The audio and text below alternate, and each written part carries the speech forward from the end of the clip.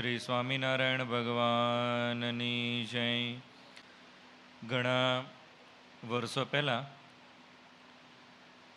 એક લેખકે પોતાના પુસ્તકની અંદર લખેલું છે કે ભવિષ્યનો સમય કેવો આવશે, તો કે ભવિષ્યની અંદર જે વ્યક્તિની પાસે પૈસા હશે એ જ વ્યક્તિની સમાજની અંદર બોલબાલા થશે, કે જે વ્યક્તિની પાસે પૈસા હશે એને જ લોકો કુળવાન, સદાચારી અને સદ્ગુણી સમજશે, કે જેની પાસે શક્તિ હશે એ જ વ્યક્તિના પક્ષે ધર્મ અને ન્યાય પણ આવીને ઊભા રહેશે. બીજી વાત એણે કરી કે ભવિષ્યની અંદર એવું થવાનું છે, એક યુગ એવો આવવાનો છે કે જેમાં સ્ત્રી અને પુરુષ એ લગ્ન કરવા માટે કુળ, ચરિત્ર કે યોગ્યતાને નહીં જોવે, પણ બસ એકબીજાને ગમી જશે ને ભાગીને લગ્ન કરી લેશે. એમાં એવી પણ વાત કરવામાં આવેલી છે કે એવા ભયંકર રોગો ભવિષ્યની અંદર આવશે કે જેથી કરીને લોકો દીર્ઘકાળ સુધી એનાથી દુઃખી થશે અને કોઈ પણ પ્રકારનું એમાંથી સોલ્યુશન નહીં મળે. એવી પણ એમાં વાત કરવામાં આવેલી છે કે ભવિષ્યમાં લોકો લાંબા, પુરુષો ખાસ કરીને લાંબા વાળ રાખશે અને એને જ સુંદરતાનું પ્રતીક પણ કહેવામાં આવશે, અને કે લોકો નાહવાનું બંધ કરી દેશે અને ખાલી સારા કપડાં પહેરશે અને વાળ ઓળશે અને એની અંદર જ મેકઅપ ને બધું જે ગણીએ ને એ બધું આવી જશે. હવે આ જે બધી વાતો લખેલી છે શેમાં લખેલી છે? તો આપણને આશ્ચર્ય થશે. આ કોઈ પુસ્તકમાં નથી લખેલી, પણ આ શાસ્ત્રની અંદર લખેલી છે, અને એ શાસ્ત્ર છે શ્રીમદ ભાગવત મહાપુરાણ. આજથી 5000 વર્ષ પહેલાં ભગવાન વેદવ્યાસજીએ કળિયુગનું આવું વર્ણન કરેલું છે કે ભવિષ્યની અંદર એવી પરિસ્થિતિ આવશે કે જેની અંદર અધર્મનું જોર વધી જશે.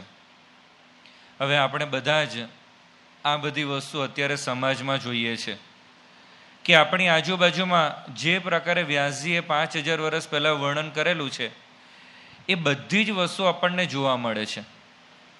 હવે આ કળિયુગની અંદર આપણે જન્મ્યા તો છે, પણ હવે એમાંથી નીકળવાનો આરો કયો છે? તો દેવાનંદ સ્વામીએ એમના કીર્તનની અંદર લખ્યું છે કે કલી મેં સાચો સતયુગ આવ્યો, અને પછી એનું તરત જ કારણ આપેલું છે કે સ્વામિનારાયણ દેવ પ્રગટ ભયો. કે આ કળિયુગ છે, અને કળિયુગની અંદર આપણને આ સતયુગનો અનુભવ ક્યારે થાય? કે જ્યારે ભગવાન સ્વામિનારાયણ પૃથ્વી ઉપર આવ્યા છે અને જ્યારે આપણે એમનો આશરો કરીએ ત્યારે આપણને કડી કાળની અંદર પણ સતયુગનો અનુભવ થઈ શકે.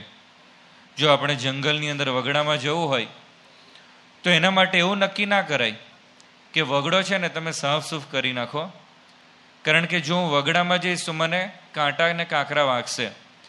પણ આપણે જવું હોય તો જાતે જ બૂટ પહેરી લેવાય. વરસાદ પડતો હોય તો એવું કંઈ ના કરાય કે ચાલો આપણે છે ને પહેલાં વરસાદને બંધ કરીએ, પણ વરસાદ પડતો હોય તો આપણે જાતે જ છત્રી અથવા તો જેકેટ પહેરી લેવું પડે. તો એવી જ રીતે આ કળિયુગનો પ્રભાવ તો સમાજની અંદર રહેવાનો જ છે. હવે આ કળિયુગની અંદર આપણે જન્મ્યા છે, પણ એમાં પણ આપણને સતયુગનો અનુભવ ક્યારે થાય? કે જ્યારે આપણે ભગવાન સ્વામિનારાયણનો આશરો કરીએ ત્યારે આપણને સતયુગનો અનુભવ થઈ શકે. એનું કારણ શું છે? તો એનું કારણ એ છે કે ભગવાન આ પૃથ્વી પર આવ્યા તો ખરા, પણ એમને બહુ જ એક ભવ્ય દિવ્ય સંકલ્પ પણ કર્યો છે. એમને જૂના ખરડાની અંદર વાત કરેલી છે કે મેરા યહ અવતાર હૈ સો તો જીવો કો ભ્રમરૂપ કરકે आत्यंतिक मुक्ति देने के वास्ते अक्षरातीत पुरुषोत्तम जो हम वह मनुष्य जैसा बन्या हूँ. તો એમાં મહારાજે વાત કરેલી છે કે મારે જીવોને ભ્રમરૂપ કરવા છે. હવે મહારાજે ભ્રમરૂપ કરવાની વાત કરી, પણ સાથે સાથે આ જે વિધાન છે એની અંદર એમને પોતાનો પરિચય પણ આપ્યો છે. એમણે એવી વાત ના કરી કે મારે ભ્રમરૂપ કરવા છે, પણ એમને વાત કરી કે અક્ષરાતીત પુરુષોત્તમ એવો જે હું એ આ સંકલ્પને સિદ્ધ કરવા માટે જ પૃથ્વી ઉપર આવ્યો છું. હવે મહારાજે પોતાનો પરિચય પુરુષોત્તમ તરીકે આપેલો છે. હવે આ પુરુષોત્તમ એટલે કે મહારાજ પૂર્ણ પુરુષોત્તમ નારાયણ હતા, એની પ્રતીતિ આપણને કેવી રીતે આવે?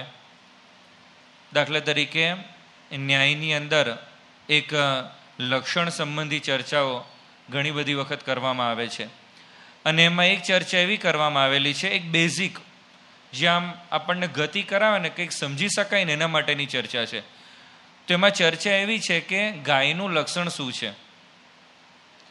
તો કે જેને શિંગડા હોય ને એને ગાય કહેવામાં આવે. તો કે એ છે ને યથાર્થ લક્ષણ ના થાય, કારણ કે શિંગડા તો બીજા કોને હોય? ભેંસોને પણ હોય ને. તો કે જે સફેદ કલરની હોય ને એને ગાય કહેવામાં આવે. તો જે કાબર ચિત્રી હોય એનું શું? તો કે તો પછી છે ને આપણે લક્ષણ એવું કરીએ કે સસનાદિ મત્વમ ઇતિ ગો લક્ષણમ, કે જેને ગોદડી હોય ને એને ગાય કહેવામાં આવે. તો કે એ બરાબર લક્ષણ થયું, કારણ કે જેટલા પણ પશુઓ છે એમાં બીજા કોઈ જ પશુને ગળાની અંદર ગોદડી નથી હોતી. તો આવી બધી ચર્ચા કરવામાં આવે છે. તો લક્ષણની વાત કરીએ છીએ. જ્યારે આપણે નાના હતા અને એ વખતે આપણા દાદા આપણને રાજાની વાત કહેતા હોય અને પછી આપણે એમને પૂછ્યું હોય કે પણ રાજા કેવો હોય, તો દાદા આપણને વર્ણન કરે. એ જે વર્ણન કરે ને એને લક્ષણ કહેવામાં આવે. કે બહુ જ મોટો દરબાર હોય, એમાં મોટા સિંહાસન ઉપર જે વ્યક્તિ બેઠેલી હોય અને મુગટ પહેરેલો હોય, આજુબાજુમાં પેલા બધા ચામર ઢોળતા હોય, અમુક સૈનિકો આજુબાજુમાં ઊભેલા હોય, અને એ જે ફરમાન કરે એ આખા નગરની અંદર ચાલે.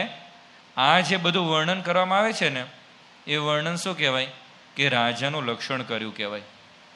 તો મહારાજે પોતાનો પરિચય એ પૂર્ણ પુરુષોત્તમ નારાયણ તરીકે આપ્યો, પણ એ પૂર્ણ પુરુષોત્તમ નારાયણનું લક્ષણ કયું છે? હવે આ જ પ્રશ્ન એ કુબેરસિંહ છડીદારે શ્રીજી મહારાજને અમદાવાદના 5મા વચનામૃતમાં પૂછ્યો છે. એમણે મહારાજને પૂછ્યું કે પુરુષોત્તમ નારાયણનું અસાધારણ લક્ષણ કયું છે? અને એની અંદર શ્રીજી મહારાજ 3 વાત કરે છે.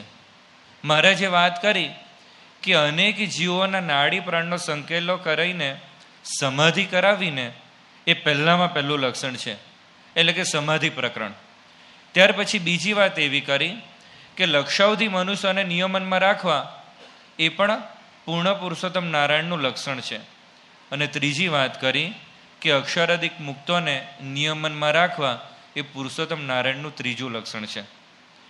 તો અમે પહેલી વાત આપણે સમજીએ તો મહારાજે વાત કરી કે અનેક જીવોનો નાડી પ્રાણનો સંકેલો કરીને સમાધિ કરાવી. હવે આ સમાધિ પ્રકરણ છે ને, તો સમાધિની અંદર 8 પગથિયાં આવે છે સમાધિ સુધી પહોંચવા માટે. યમ, નિયમ, આસન, પ્રાણાયામ, પ્રત્યાહાર, ધ્યાન, ધારણા અને સમાધિ. હવે આ એક એક પગથિયું કેટલું અઘરું છે. તો સૌથી પહેલું પગથિયું છે યમ. હવે યમ એટલે શું? તો જેટલા પણ બેઝિક ફંડામેન્ટલ જે માણસના ધર્મો હોય ને, જેના લીધે કોઈ પણ વ્યક્તિને માણસ તરીકે આપણે ઓળખાવીએ, એ બધી જ વસ્તુ તો યમમાં આવી જાય છે. કઈ કઈ વસ્તુ? તો કે સત્ય, અહિંસા, બ્રહ્મચર્ય. હવે આ બધી વસ્તુ કેવી છે કે જે બહુ જ બેઝિક છે. આપણે નાના હતા ને ત્યારથી આપણામાં આ બધી વસ્તુ પ્રોગ્રામ કરવામાં આવે છે કે બેટા આપણે ક્યારેય પણ ખોટું ના બોલાય, કે આપણે બ્રહ્મચર્યનું પાલન કરવું જોઈએ, અહિંસા રાખવી જોઈએ. હવે આ બધી વસ્તુ યમની અંદર આવે છે. હવે અત્યારે જમાનો બદલાય છે અને અત્યારે જો આ વ્યાખ્યા પ્રમાણે આપણે જો હોદવા જઈએ ને તો મારા ખ્યાલથી આખી દુનિયામાં 10% લોકો જ આ માણસની વ્યાખ્યાની અંદર બંધ બેસે ને એવા બચ્યા. પણ આ યમની વાત આવે છે. ત્યાર પછી બીજી વાત છે કે નિયમ.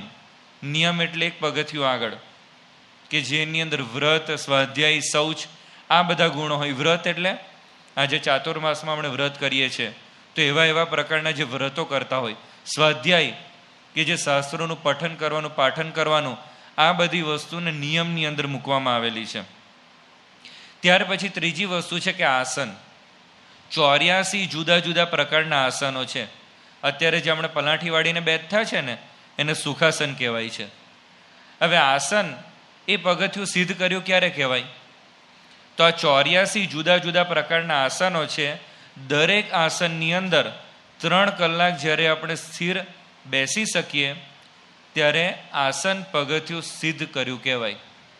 હવે સભા ચાલુ થઈ ત્યાર પછી અત્યારે અડધા કલાકની અંદર કેટલાય લોકો હતપત કરી નાખી હશે.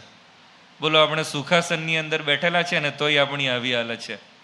હવે એની સામે 84 આસનો સૌથી સરળ આસન છે. બાકી તો અમુક કેવા છે? મયુરાસન છે. મયુરાસન એટલે આમ છે ને મયુરની જેમ મોર ઉભેલો હોય ને 2 પગ ઉપર, એવી રીતે 2 હાથ ઉપર ઊભા રહેવાનું. આમ છે ને પાછળ પગ અદ્ધર હોય, આગળ માથું અદ્ધર હોય અને 2 હાથ ઉપર ઊભા રહેવાનું. આવા જુદા જુદા 84 આસનો આપણે સિદ્ધ કરીએ ત્યારે આસન નામનું પગથિયું આપણે સિદ્ધ કરી શકીએ. આવા 8 પગથિયા સિદ્ધ કરીએ ત્યારે સમાધિ સુધી પહોંચાય. હવે એની સામે શ્રીજી મહારાજે કૃપા સમાધિ કરાવેલી. મહારાજે જે વાત કરી ને કે અનેક જીવોના નાડી પ્રાણનો સંકેલો કરીને સમાધિ કરાવી, તો મહારાજે કેટલા બધા મોટા પ્રમાણમાં સમાધિ કરાવેલી. મહારાજે અહીં આગળ સુરતની અંદર જ સમાધિ પ્રકરણ ચલાવ્યું હતું અને એમાં આખી સભાને સમાધિ કરાવી દે. 20-25 જણાને સમાધિ કરાવી દે અને પછી એના સગા સંબંધી શોધવા માટે નીકળે કે મારા બાપુજી ક્યાં છે. તો મહારાજ કહે કે અમે શોધી નાખો કે કયા તમારા બાપુજી છે. તો કે આ મારા બાપુજી છે. અને મહારાજ એને જાગૃત કરે અને પછી પેલા ઘરે જાય. આવી રીતે એમને સમાધિ કરાવેલી. મહારાજ જ્યારે માંગરોળમાં હતા અને એ વખતમાં એમને એવી રીતે પેલી કરેલી કે જ્યારે બજારમાં નીકળે ને તો જેની સામે નજર પડે અને 4 આંખ ભેગી થઈ જાય એને સમાધિ થઈ જાય.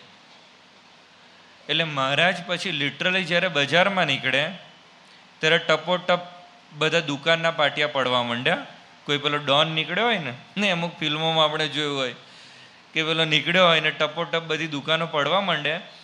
તો મહારાજના વખતમાં એવું થતું હતું કે મહારાજ જ્યારે બજારમાં નીકળે અને બધી દુકાનો બંધ થવા માંડે. હવે એક વખત એવું થયું કે વાંકિયા ગામના 2 કણબીઓ એ ખરીદી કરવા માટે માંગરોળ આવ્યા હતા અને કંઈક પેલા દુકાનદારની જોડે વાતો ચીતો કરતા હશે અને એમાં મહારાજ ત્યાંથી પસાર થયા. એટલે પેલા દુકાનદારે તરત જ પેલા બેને કીધું કે તમે અંદર આવી જાઓ, અંદર આવી જાઓ. અને પછી કે માથું છે ને નીચે નમાવી દો, ઊંચા થઈને જોતા નહીં કશું. પેલા લોકોને આશ્ચર્ય થયું કે આ કેમ આવું કહે છે. અને પછી કીધું કે અત્યારે હું કહું ને એવું કરો. પછી મહારાજ થોડા આગળ નીકળ્યા અને પછી કીધું કે આ છે ને સ્વામિનારાયણ કરીને કોક છે અને સમાધિ કરાવી દે છે. હવે એ લોકોના મનમાં એવું હતું, જે લોકો સમાધિમાં છે એ લોકોને તો મજા આવતી હતી, પણ જે લોકો સમાધિમાં ના ગયા હોય એ લોકોને તો મનમાં એવું થાય કે આ કંઈક કોમામાં જતા રહે છે, કંઈક મૂર્છા આવી જાય છે, આ કંઈક આમણ ટુમણ કરે છે. એટલે લોકો ગભરાતા હતા. હવે પેલા 2 કણબીમાંથી એક કણબીને વિચાર આવ્યો કે આ સ્વામિનારાયણ છે કોણ કે જે આવી રીતે સમાધિ કરાવી દે છે. એટલે પેલા દુકાનદારને પૂછ્યું કે આમાંથી સ્વામિનારાયણ કયા છે. એટલે પેલા ધીમે રહીને કીધું કે આ જે વચ્ચે ચાલે છે ને, પછી વર્ણન કર્યું હશે કે આવા કપડાને બધું પહેરેલું છે. અને પેલો જે કણબી હતો એને મહારાજની સામે જોયું અને બનવા જોગ મહારાજે પણ એ જ સમયે એની સામે જોયું પાછળ વળીને, અને પેલાને સમાધિ થઈ ગઈ. અને સમાધિમાં એટલું બધું સુખ એને અનુભવાયું, એને ભગવાનપણાનો નિશ્ચય થઈ ગયો, સાધુ થયા, મહાપુરુષ દાસ નામ પડ્યું અને વર્ષો સુધી ગઢપુરમાં મહંત તરીકેની પણ એમને સેવાઓ કરેલી. તો મહારાજે સમાધિ કરાવેલી. મહારાજ જ્યારે એક વખત વરતાલની અંદર હતા અને એ સમયે સભા ચાલતી હતી અને મહારાજ સભાની અંદર પ્રવેશ્યા. અને મહારાજ સભામાં આવે એટલે શું થાય? અત્યારે મહંત સ્વામી મહારાજ સભામાં આવે તો શું થાય છે? જયનાથ થાય. એટલે જેવા મહારાજ સભામાં આવ્યા કે તરત જ શ્રી સ્વામિનારાયણ ભગવાનની જય. અને જેવો જયનાથ થયો 35 જણાને સમાધિ. પર્વતભાઈ, ગોરધનભાઈ, માયારામ ભટ્ટ, મારા ખ્યાલથી સુરતના ઘણા બધા હરિભક્તો લાભ લેવા માટે ગયા હશે, પણ 35 જણાના નામ એ આપણા શાસ્ત્રોની અંદર મળે છે કે આ 35 જણાને સમાધિ થયેલી. હવે જે સમાધિ આટલી બધી દુષ્કર છે, વર્ષોની સાધના કર્યા પછી પણ લોકો સિદ્ધ નથી કરી શકતા, મહારાજે આટલી સુલભ કરેલી.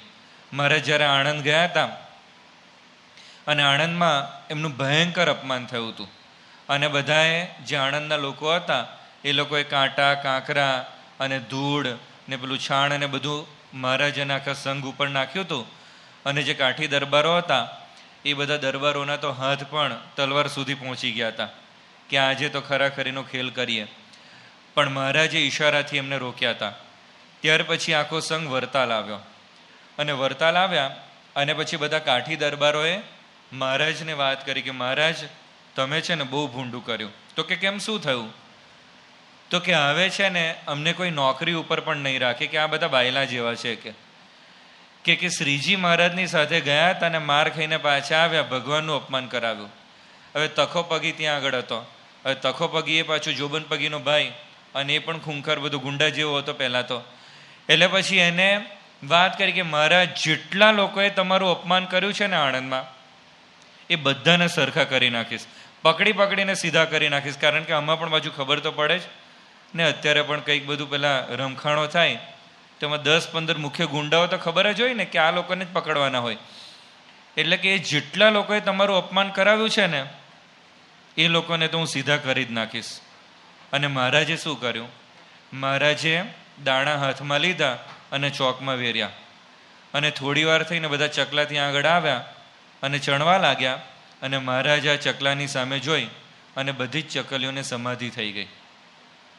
અને પછી શ્રીજી મહારાજે વાત કરી કે આવી રીતે નાડી પ્રાણનો સંકેલો કરવો ને એ તો મારા માટે કોઈ જ મોટી વસ્તુ નથી, પણ કે અમારી ઈચ્છા અત્યારે એવી નથી કે ભલે લોકોએ વિરોધ કર્યો, તમારે પણ એ લોકોની સાથે કોઈ પણ પ્રકારની હરકત કરવાની નથી.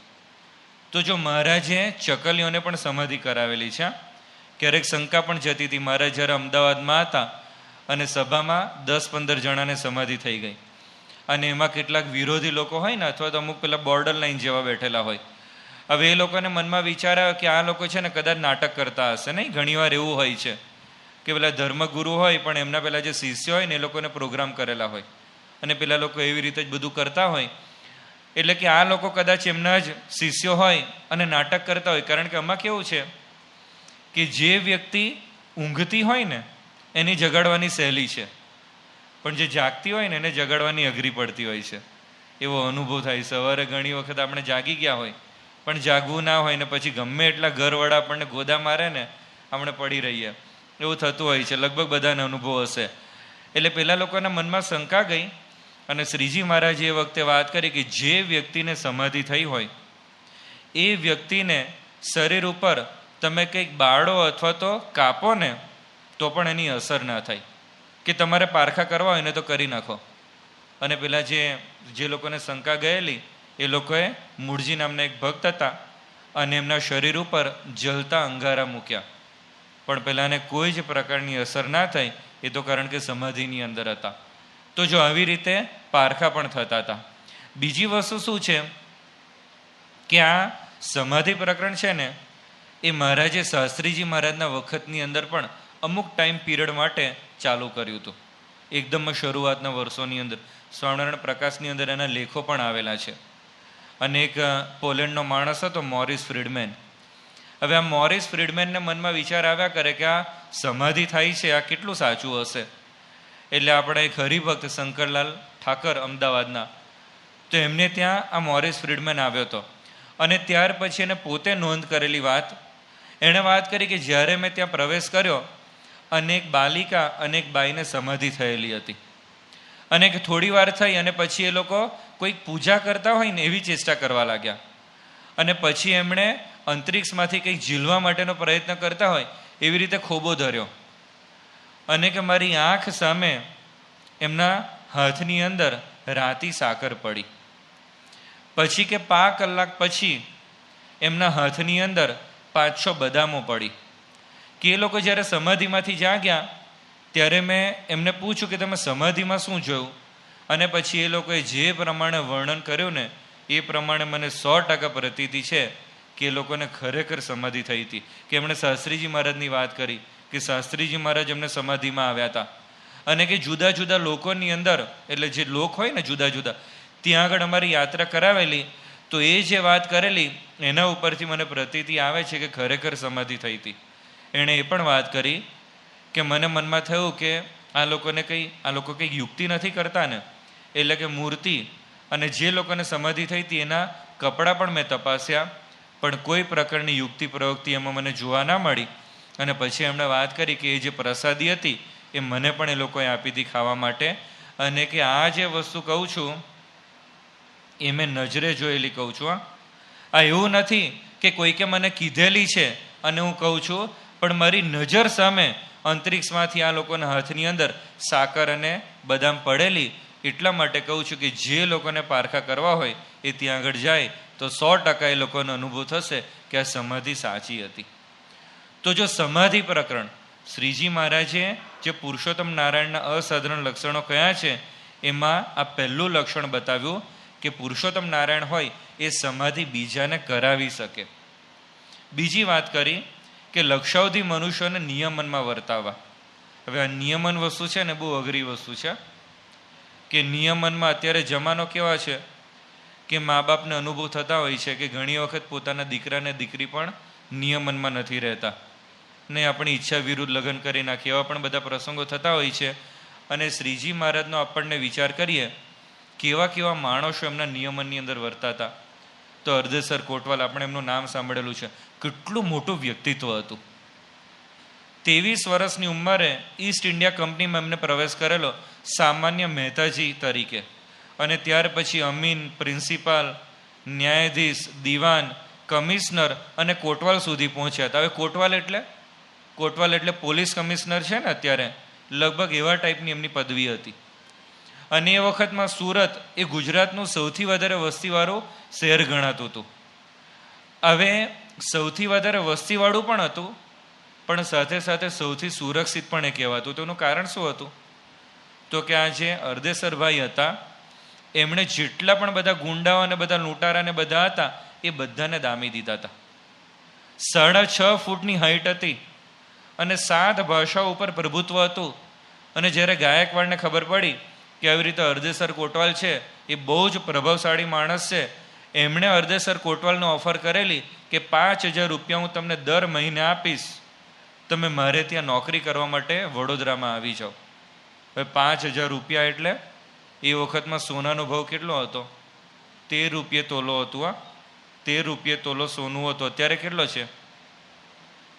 1 લાખે પહોંચી ગયો છે. હવે 13 રૂપિયે તોલો સોનું હોય અને એ વખતમાં 5,000નો પગાર એટલે કેટલું બધું કહેવાય. તો હવે આટલો બધો પગાર આપવા માટે તૈયાર હતા એ અર્ધેસર કોટવાલ એ શ્રીજી મહારાજના સત્સંગી હતા. કુશળ કુંવરબા 500 ગામનું રજવાડું એમની પાસે હતું, ધરમપુર સ્ટેટ. અને એમનું રજવાડું ક્યાં સુધી હતું?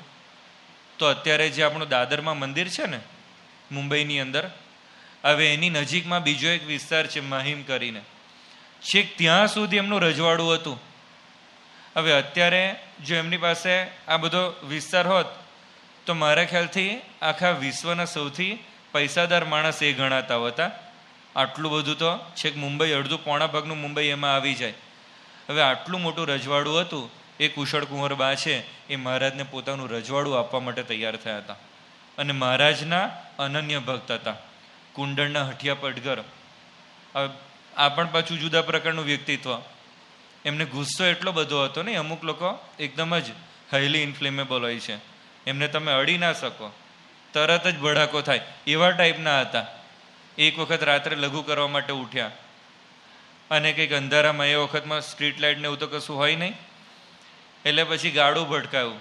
ગાડું ભટકાય એટલો બધો એમને ગુસ્સો આવ્યો, ગાડાને બટકું ભરી લીધું અને એમના દાંત તૂટી ગયા.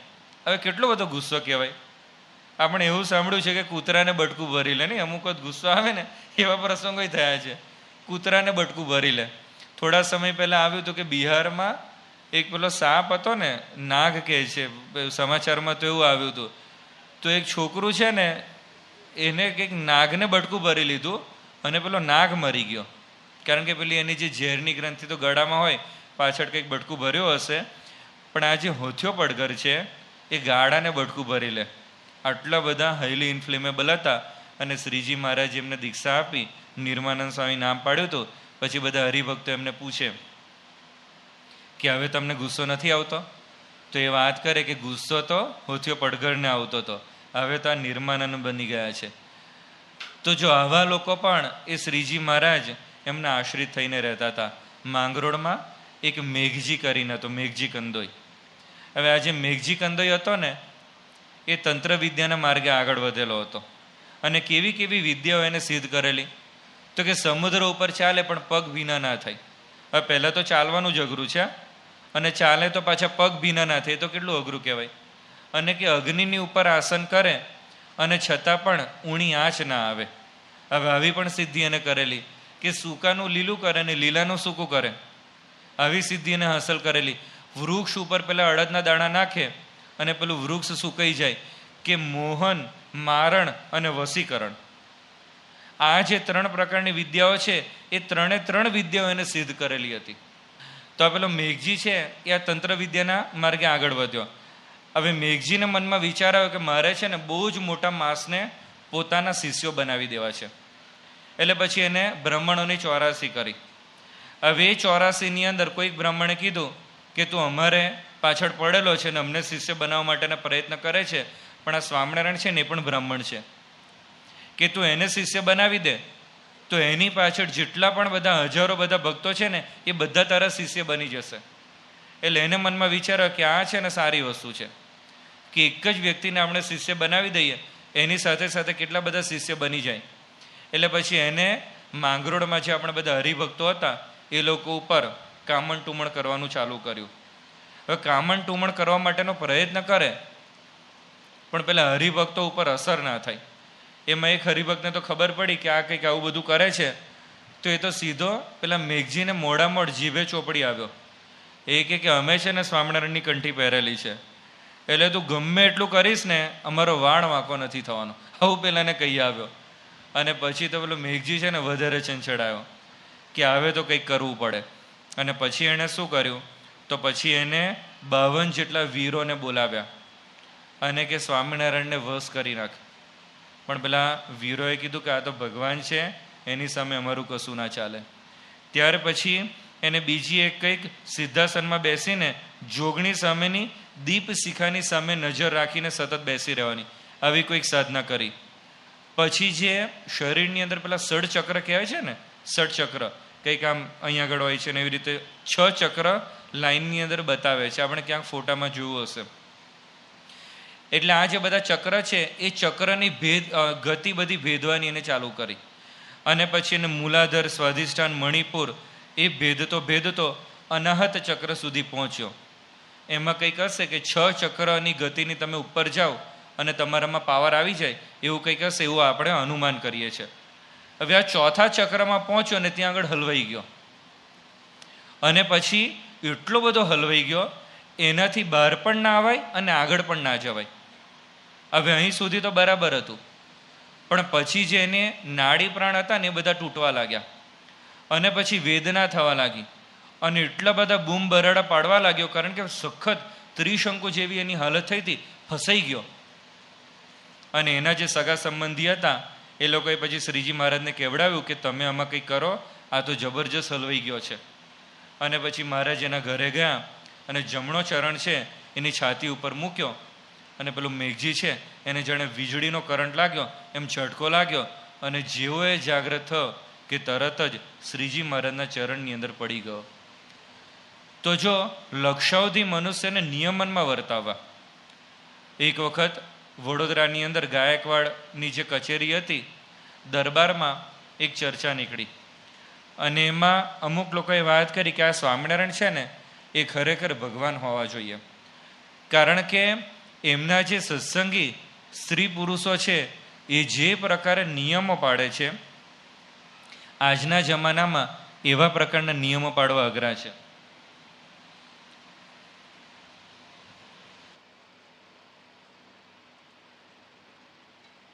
પછી એવી પણ વાત કરી કે એમના જે સંતો છે પરમહંસો એ બધા પણ જે રીતે સ્ત્રી ધનનો ત્યાગ રાખે છે આ કડીકાળમાં એ કરવું સહેલું નથી. એટલે એક જે ગ્રુપ હતું આવી વાત કરતા હતા. હવે બીજું જે ગ્રુપ હોય વિરોધમાં તો હોય જ નહીં, સારા કામમાં 100 વિઘ્ન, એવી રીતે સામે અસુરી તત્વો પણ અમુક તો હોય જ. એટલે બીજા લોકોએ વાત કરી કે જો તમે જે પણ કહો છો ને બધા ગપ્પા છે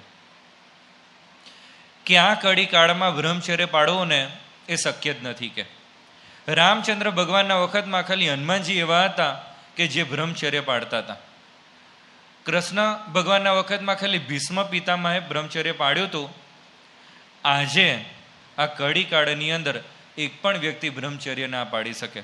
હવે આવી બધી ડિબેટ ચાલતી હતી અને એમાં ખૂણાની અંદર એક રણછોડ ભક્ત હતા હમણાં સત્સંગી, અને એ ઊભા થયા અને એમણે ઊભા થઈને વાત કરી. બોલો કેટલું એની જીગર કેવી કહેવાય. એણે વાત કરી કે હું છે ને બ્રહ્મચર્ય પાડું છું અને શ્રીજી મહારાજની કૃપાથી બ્રહ્મચર્ય પાડું છું, તમારે જો પારખા કરવા હોય તો મારા શરીર ઉપર જલતા અંગારા મૂકો કે જેટલી પણ જગતમાં બહેનો છે ને, સ્ત્રીઓ, એ બધીને હું મા, બેન અને દીકરી સમજું છું, અને એટલા માટે તમે જલતા અંગારા મારા શરીર ઉપર મૂકશો તો પણ મને કોઈ જ પ્રકારની અસર થવાની નથી. અને જે પેલા વિરોધી લોકો હતા એ લોકોએ શરીર ઉપર જલતા અંગારા મૂક્યા, અને આ જે રણછોડ ભગત હતા એમને કોઈ પણ પ્રકારની અસર નહોતી થઈ. તો જો આપણને અનુભવ થાય છે કે આવા બધા ભક્તો એ શ્રીજી મહારાજના દાસ થઈને રહ્યા હતા. વાંકિયાના જે રાજબાઈ હતા, કેટલું જબરજસ્ત બ્રહ્મચર્ય પાડતા હતા. પુરુષોથી 20 હાથ છેટે ચાલે. અને જ્યારે એમનો દેહ પડ્યો તો દાદા ખાચરને બધા અગ્નિ સંસ્કાર આપવા માટેનો પ્રયત્ન કરતા હતા. હવે અગ્નિ સંસ્કાર નહોતો થતો. એનું કારણ શું હતું? ગોપાળાનંદ સ્વામી પારખી ગયા, અને ગોપાળાનંદ સ્વામી પછી સ્તુતિ કરી કે હવે તો રાજબાઈ છે એ શરીરમાંથી નીકળી ગયા છે અને ખાલી એમનો દેહ છે, એટલે અગ્નિદેવને કહેજો કે એમનો સ્પર્શ કરવામાં વાંધો નથી. જો અગ્નિદેવ પુલિંગ કહેવાય ને, અને એની સામે રાજબાઈ તો સ્ત્રી હતા, અને રાજબાઈ એ બ્રહ્મચર્ય પાડતા હતા, એટલે અગ્નિદેવને પણ એમના શરીરનો સ્પર્શ કરવાની બીક લાગતી હતી. હવે આવા ભક્તો એ શ્રીજી મહારાજના દાસ થઈને રહેતા હતા. તો મહારાજે આ બીજી વાત કરી કે લક્ષાવધિ મનુષ્યને નિયમનમાં વર્તાવવા. એ આપણને એમના જીવનમાં જોવા મળે. અંગ્રેજોએ તો નોંધ કરેલી છે કે 20 લાખ હરિભક્તો એ વખતમાં હતા. પણ કદાચ આપણે અતિશયોક્તિ ગણીએ તો પણ લાખો હરિભક્તો તો હશે જ. જે પ્રમાણે અત્યારે આ 200 વર્ષની અંદર સત્સંગ આટલો બધો પ્રસરી ગયો છે, એ પ્રમાણે મહારાજના વખતમાં પણ ઘણા બધા હરિભક્તો હશે, એ આપણને અનુભવ થાય. ત્રીજી વસ્તુ કે મહારાજે વાત કરી કે અક્ષરાધિક મુક્તોને નિયમનમાં વર્તાવવા. હવે અક્ષરાધિક મુક્તો એટલે કોણ? તો કે પરમહંસો. અત્યારે આપણે લક્ષાવધિ મનુષ્યોમાં હરિભક્તોની વાતો સાંભળી. હવે અક્ષરાધિક મુક્તો એટલે પરમહંસો. એક ગુજરાતી સાહિત્યના મૂર્ધન્ય સાહિત્યકાર નાનાલાલ ભટ્ટ, એમણે વાત કરેલી કે જેમ સૂર્ય ફરતી સૂરજમાળ છે અને ચંદ્ર ફરતી નક્ષત્રમાળ છે, એવી સહજાનંદ ફરતી બ્રહ્મચર્ય અને વૈરાગ્યની સાક્ષાત મૂર્તિ સમી સંતમાળ શોભતી હતી. મહારાજના જે બધા પરમહંસો હતા એ બધા પરમહંસો પણ અત્યંત પ્રભાવશાળી હતા. બ્રહ્માનંદ સ્વામી, એ બ્રહ્માનંદ સ્વામી જ્યારે સાધુ થયા હતા ને, એ વખતમાં એમની પ્રોપર્ટી કેટલી હતી? 11,000 નગદ રૂપિયા એમની પાસે હતા. 20,000 જામશાહી રૂપિયા એમની પાસે હતા, અને 90,000 દિવાનશાહી રૂપિયા એમની પાસે હતા. મેં તમને અત્યારે વાત કરી ને કે મહારાજના વખતમાં તોલાનો ભાવ કેટલો હતો? તો કે 13 રૂપિયે તોલો સોનું હતું. એ જમાનાની અંદર આ બ્રહ્માનંદ સ્વામી પાસે આટલી બધી દોલત હતી. 101 સોના મોહર હતી. અને પેલું જે હીરા, મોતી, માણેક, એ બધા તો ઘણા બધા હતા. અને એ જમાનામાં જેમ અત્યારે બધી વધારે ગાડીઓ હોય તો શોભા ગણાય ને, એવી રીતે એ જમાનામાં વધારે ઘોડા ને બધું હોય તો શોભા ગણાતી હતી. એમની પાસે 16 ઘોડા હતા, 7 ઊંટ હતા, 4 બળદ હતા, એક બેલગાડી હતી, એક સિગરામ હતી, 50 સેવકો હતા. વિચારો, 50 સેવકો. હવે અત્યારે ગમે એટલો આખા ધોરાજીમાં સૌથી પૈસાદાર માણસ હશે ને, એને પણ 50 નોકર તો નહીં હોય. 50 સેવકો હતા અને 50 અંગરક્ષકો હતા. હવે આખા ગુજરાતમાં 50 અંગરક્ષકો કોની પાસે હશે? CM પાસે હોય તો હોય. હવે આટલા બધા પાવરફુલ આ લાડુદાન હતા, અને શ્રીજી મહારાજના ભક્ત થયા હતા.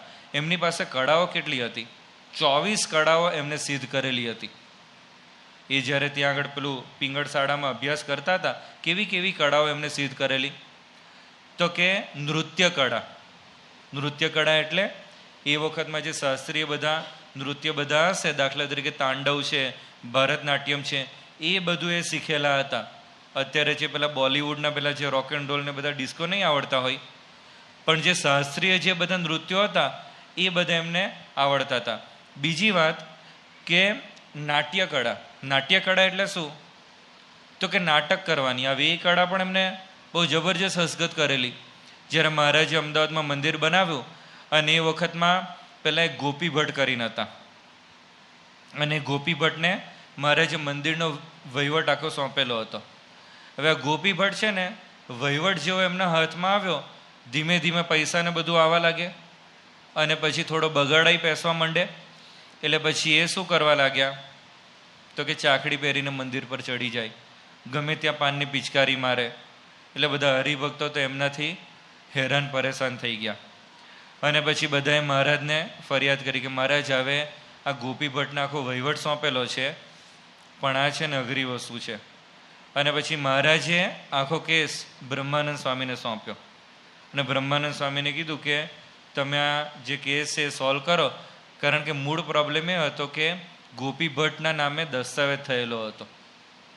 આ દસ્તાવેજ એના નામે હોય એટલે પછી તો એ કોર્ટ કચેરીમાં છે આપણે તો કાઢી મૂકીએ, પણ આખું મંદિર એના હસ્તક થઈ જાય. એટલે બ્રહ્માનંદ સ્વામીને કેસ આપ્યો અને બ્રહ્માનંદ સ્વામી તો પછી પેલા ગોપી ભટ્ટની પાસે ગયા. જો આપણે બ્રહ્માનંદ સ્વામીની નાટ્ય કળા વિશે સાંભળીએ છીએ. અને પછી ગોપી ભટ્ટને જઈને વાત કરી કે મહારાજ છે ને તમારાથી અત્યંત રાજી છે. પેલા એ કીધું કેમ તો કે હા કે તમે જે પ્રમાણે મંદિરનો વહીવટ કરો છો એટલે મહારાજ એટલા બધા રાજી થઈ ગયા છે. તો મહારાજ એવું કહે છે કે બિચારા ગોપી ભટ્ટને આપણે કાચો દસ્તાવેજ આપેલો છે, પણ એના કરતાં આપણે પાકો દસ્તાવેજ કરી નાખીએ. અને કે અંગ્રેજોને બધાની અંદર આપણી ઓળખાણ પણ છે, જો તમારે કરવું હોય તો પાકા પાયે થઈ જાય એવું છે. હવે ગોપી એમને બોલો કેટલું નાટક કર્યું હશે.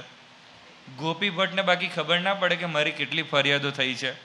મહારાજ પાસે તો પછી ગયા હશે, હરિભક્તોએ પહેલાં તો એની જોડે બબલ કરી હશે આ મંદિરમાં. તો પહેલાંને ખબર તો હોય ને કે મારી ફરિયાદો થઈ છે, પણ છતાં પણ બ્રહ્માનંદ સ્વામી એવી એક્ટિંગ કરી કે પેલાને હાચું લાગી ગયું. અને પછી એને કીધું કે તો હું દસ્તાવેજ લઈ આવું છું.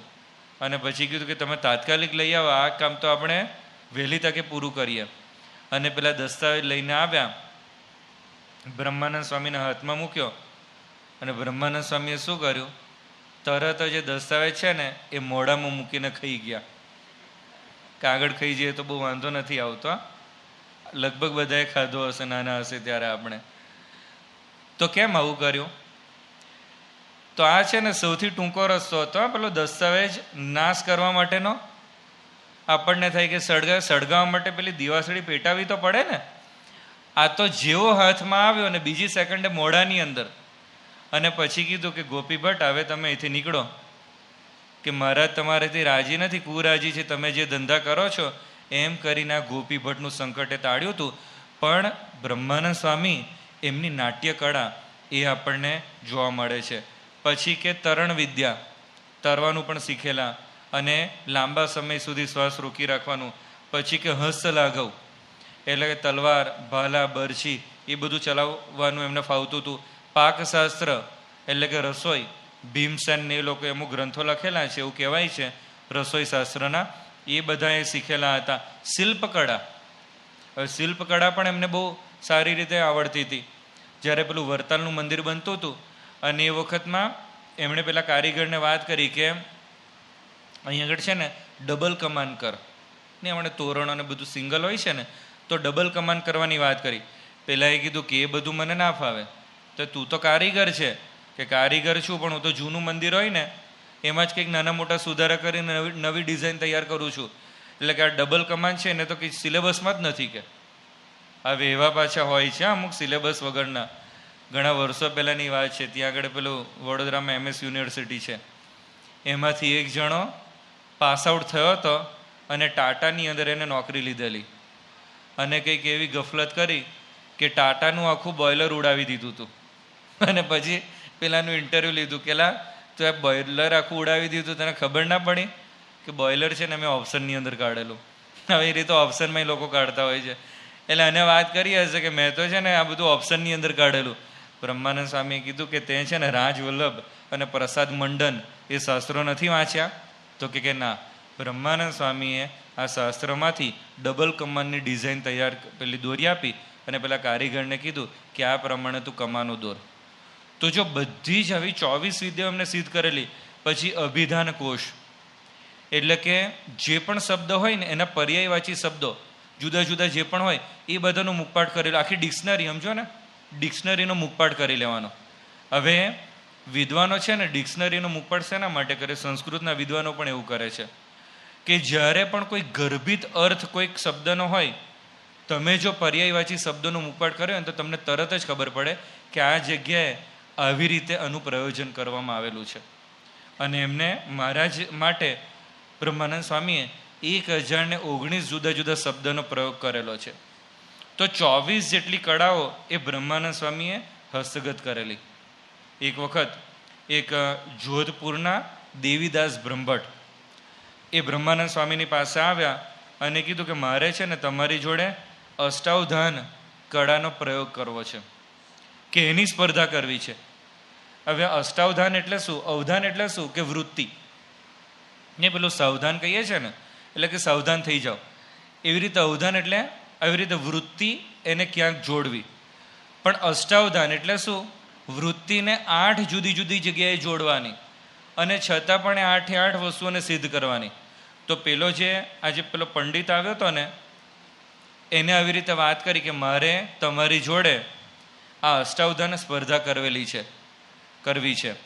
હવે એમાં પહેલો જે વિદ્વાન હોય તે શું કરે? આ જે અવધાન છે ને, અષ્ટાવધાન, તો એક એક અવધાનની આપણે વાત સમજીએ. કે પહેલો જે પંડિત હોય એ શું કરે? તો કે તમને છે ને કોઈક એક વિષય ઉપર કોઈક કવિતા એ લખવા માટેની વાત કરે કે તમે છે ને આ વિષય ઉપર કોઈ કાવ્યની રચના કરો. ત્યાર પછી જે બીજો માણસ હોય એ છે ને અસંબંધક 4 શબ્દો તમને આપે કે આ 4 શબ્દો પણ તમારે આની અંદર ગૂંથી લેવાના છે, આ જે કવિતા તમે રચો છો એની અંદર. ત્યાર પછી ત્રીજો જે વિદ્વાન હોય એ પુરાણના કોઈક શ્લોક, એ શ્લોકનો અન્વય અર્થ કરવાનું કે, એટલે શ્લોક બોલે એને કે આનો મિનિંગ શું થાય છે એ તમે કહો. પછી જે ચોથો વિદ્વાન હોય એ કોઈક પ્રશ્ન રજૂ કરે, એ પ્રશ્નને તમારે યાદ રાખવાનો અને ઉત્તર આપવાનો. પાંચમો વિદ્વાન હોય એ જ્યારે એ છે ને ઘંટડી વગાડતો જાય અને તમારા ઉપર પુષ્પોને વેરતો જાય. મૂળ આ લોકો શું કરે કે તમને છે ને ડાયવર્ટ કરવાનો પ્રયત્ન કરે, કે તમારી એકાગ્રતા ના રહેવા દે, તમને આમ તેમ કર્યા કરે. પછી છઠ્ઠો જે વિદ્વાન હતો હોય અસંબંધક પ્રલાપ કરે, એટલે બધું બબડ્યા કરે, કંઈક જાત જાતના બધા રાગ કાઢે ને એવું બધું કરતા હોય છે. આપણને જ અનુભવ થાય છે કે જ્યારે પેલું ઉત્તરાયણની અંદર જોરથી પેલા સ્પીકરો મૂકેલા હોય અને પછી આપણે આરતી ગાવી હોય ને, આરતી ભૂલાઈ જતી હોય, કારણ કે પેલું રાગ જ ના આવે, પેલું સેટિંગ ના આવતું હોય. તો આવી રીતે પેલા લોકો કરે. સાતમો જે વિદ્વાન હોય એ કવિતાના શબ્દોને આઘા પાછા કરીને તમને ભૂલાવવા માટેનો પ્રયત્ન કરે. અને આઠમો વિદ્વાન હોય એ સાહિત્યની ચર્ચા કરે.